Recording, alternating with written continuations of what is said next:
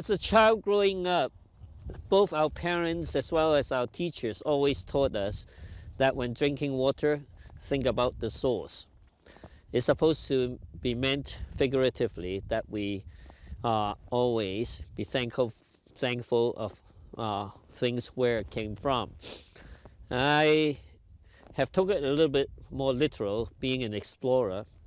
I've seen the river downstream, how big it is, how it affected millions and millions of people. They are all three, the Yangtze, the Mekong, and the Yellow River. And all along, I've always wanted to seek out their sources. And I was very fortunate to have the opportunity to first seek out the true source of the Yangtze, then the Mekong, and lastly, the Yellow River.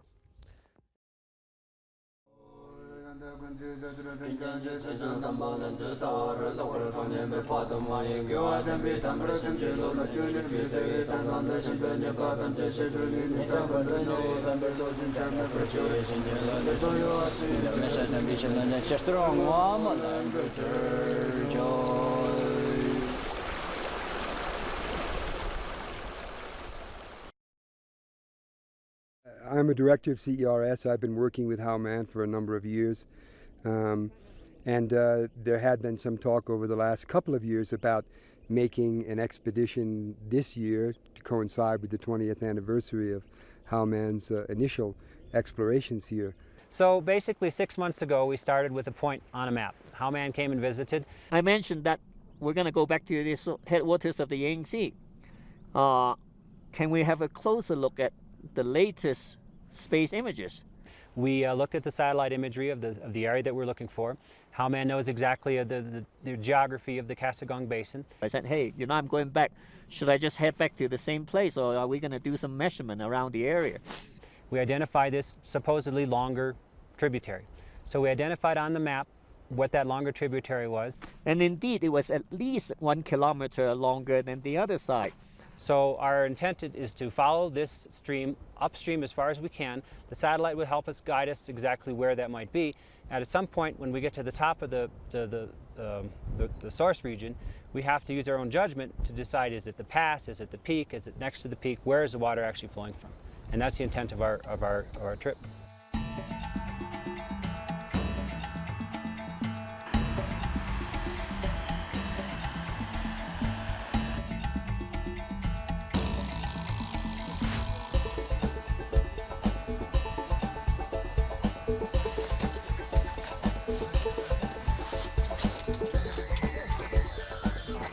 Found where we're located. We've plotted ourselves on the map.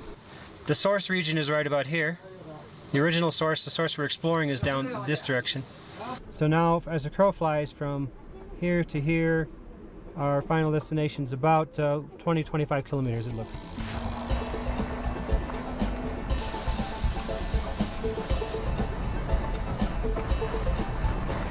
The Yangtze River source is not recognized by the local people. They know this river as the Damchi, not as the Yangtze. It's an important river. There are also some sacred sites here. In fact, the source is somewhere up among the 18 Brother Mountains. There are 18 brothers, and their mother is a lake that's nearby. Their father is a mountain that's next to the lake. So this is a sacred site, as so many sites are for the Tibetans. And because of that, the landscape here has a very special meaning for them as well.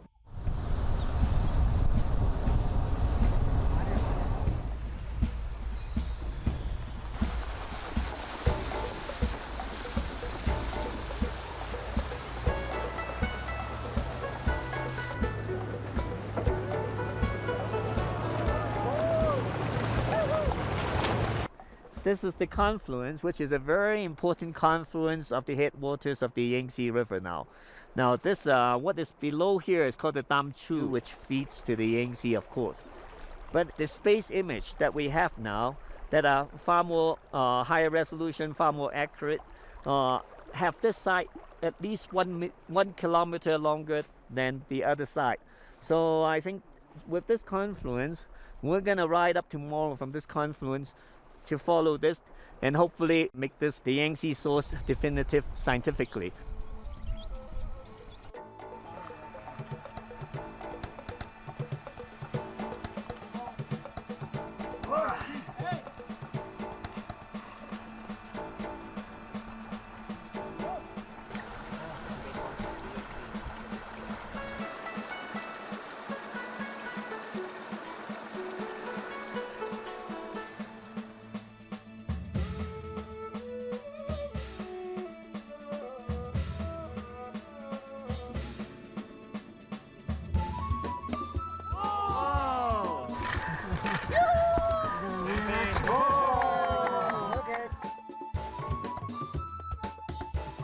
I basically have 1 foot on each bank of the Yangtze, and I cross the Yangtze just with 1 foot.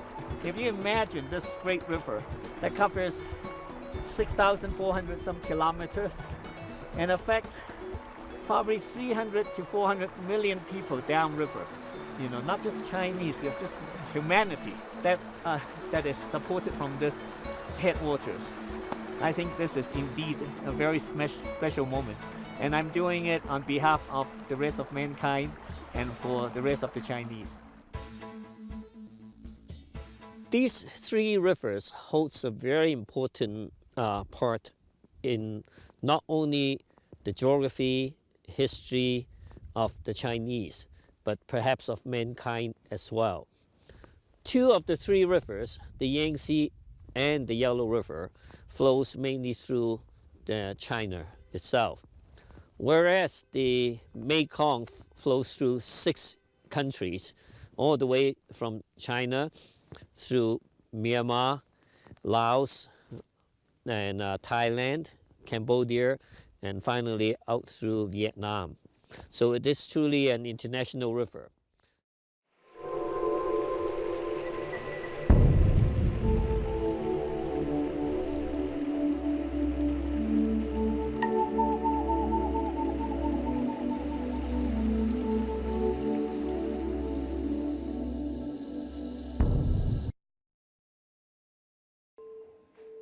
The Mekong Source was controversial until 1999 when the Chinese Academy of Sciences expedition confirmed the spot at its glacial source.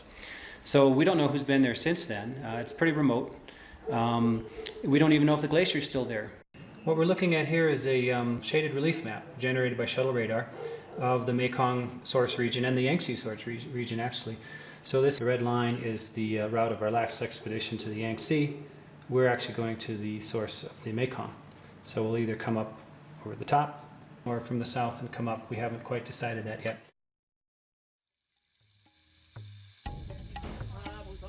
The Mekong cuts through 6 countries in Southeast Asia, and in fact, a very important lifeline to the rest of the country in Southeast Asia.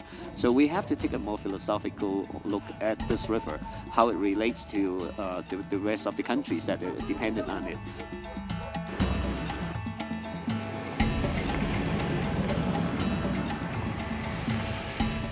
We're taking this detour so I can check on one of our project sites.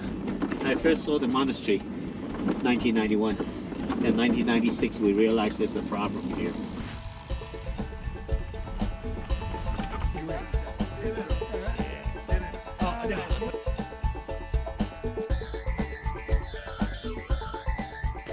There's now 5 dams and 2 retaining wall.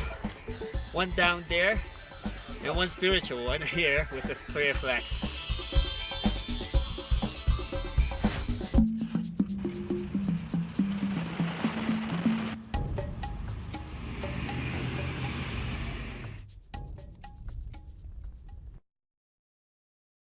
This is the traditional source, so for the local Tibetan, this is quite spiritual.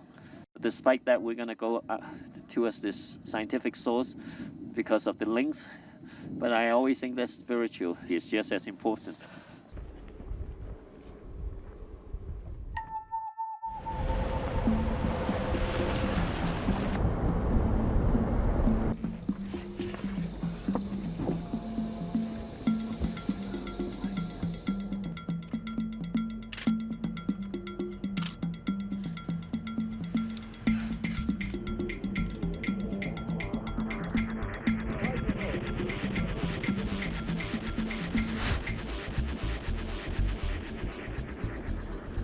We're only line of sight 4.5 kilometers from the source. As we walk, it looks to be about 6 or 7 kilometers. So I think we'll do pretty well as long as the weather holds out. It's quite exciting for me to be that close to the source. So I think I'm really looking forward to tomorrow. Being able to be so close to the source today already is a wonderful feeling.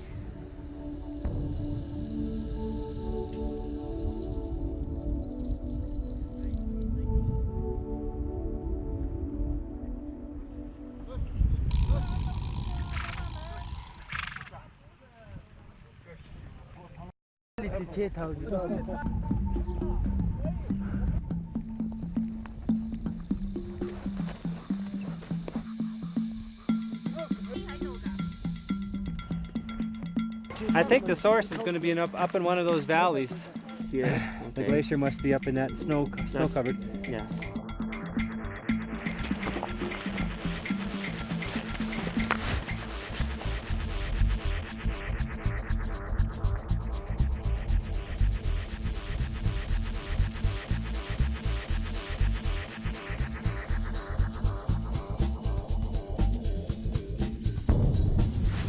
Great. 12:45. This whole wall of ice. So this should be the glacier. Melting water drained right down below my feet here. And you can see the drainage area down. And that's the Mekong Source. I'm slightly higher above where the tongue of the glacier most likely. Great, wonderful feeling. And finally got to the source on a nice day too. Here we go. 1, 2, 3. Congratulations. You first. All right. You always get the face Wow, smells good. Come away.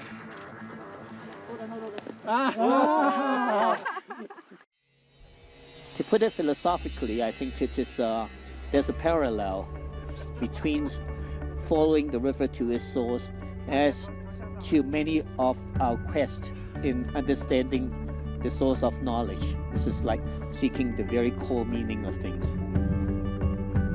Now that we've been to the source of the Mekong, what's next is a big issue. So I think it created a series of endeavors that we can continue to undertake.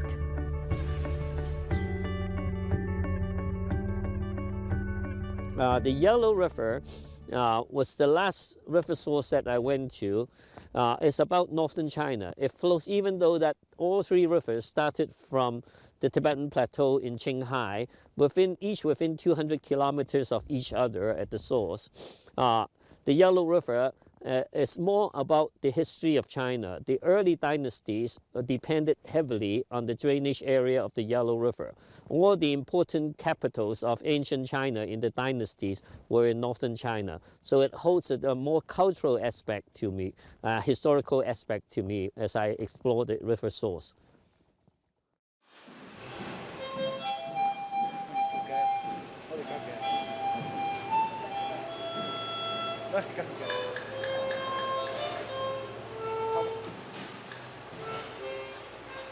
It's a difficult year because quite a few things has happened right before we are departing on this trip. First, there were some of the unrest in the Tibetan region. Then there was the major earthquake also in a margin on the Tibetan region. Then there's the looming of the Olympics that makes things very restrictive for many of the areas that we want to get into. We ended up making this huge detour around the plateau, going east through earthquake-stricken area. So it really doesn't feel like any previous expedition in terms of the way that we've been traveling. However, I think the worst part is over now. I think as of today, we're actually moving into an expedition mode. In the old days, we called the Yellow River the cradle of China's civilization. Many of the dynasties has its capital right around like Xi'an, all the way that to Luoyang, to Xianyang, Kaifeng. All those are near the Yellow River. So all the early dynasties subsist based on drainage of the Yellow River. I happened to be invited to the Olympic torch run, and I chose the site which is Qinghai Lake, which is the largest lake in China. and I think it's quite significant to our work because it's an area that's very pristine and natural, very similar to where we usually work at. And it is an area where Tibetans, Han people, as well as Muslim, all kind of converge. So it's also very representative in terms of the cultural diversity that we have been dealing with for many years.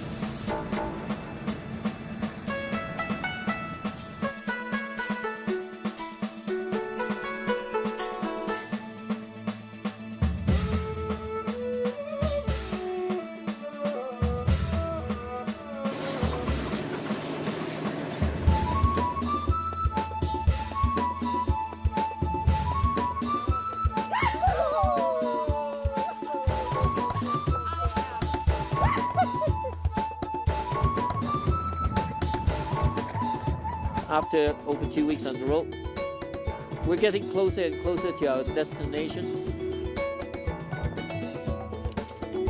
By tomorrow, I hope early afternoon, if we're fortunate, we'll be able to drive up the riverbed to this more important and newer source, to the Yellow River.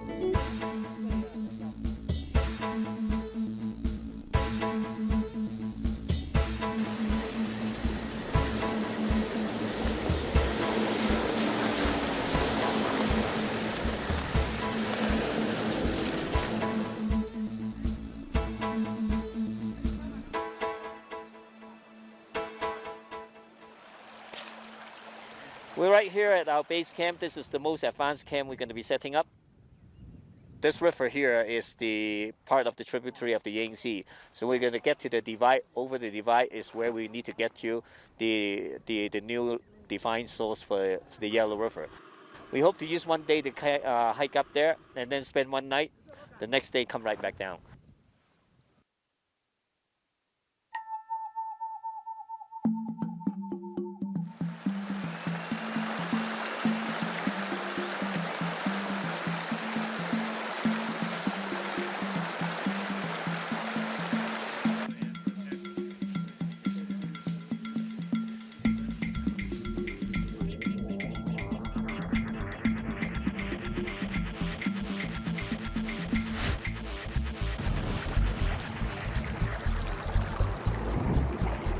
Today we hiked 12 kilometers. At such elevation, it's still quite tiring.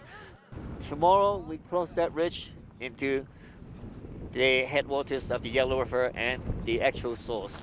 So as the crow flies, we're 6 kilometers from the real source now.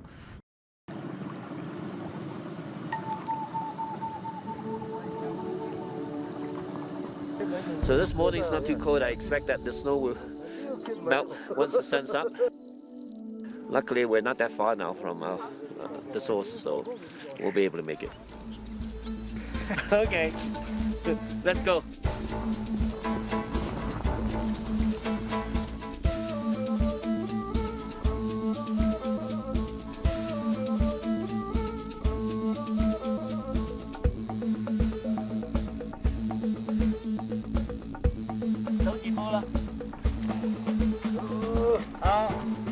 Bill， 黄叔拿了没有？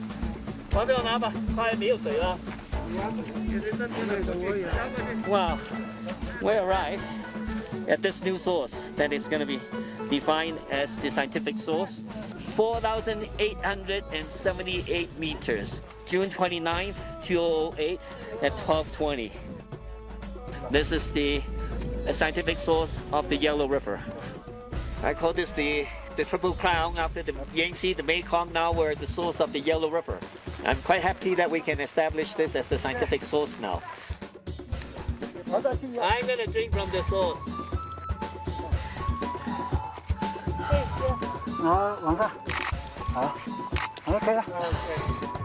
All right. As an old Chinese saying goes, until you get to the Yellow River, your heart would not give up. So finally I'm here at the Yellow River source. I feel fully contented and hopefully we'll look forward to future endeavors as an explorer. I think I'm going to be looking for future work to do.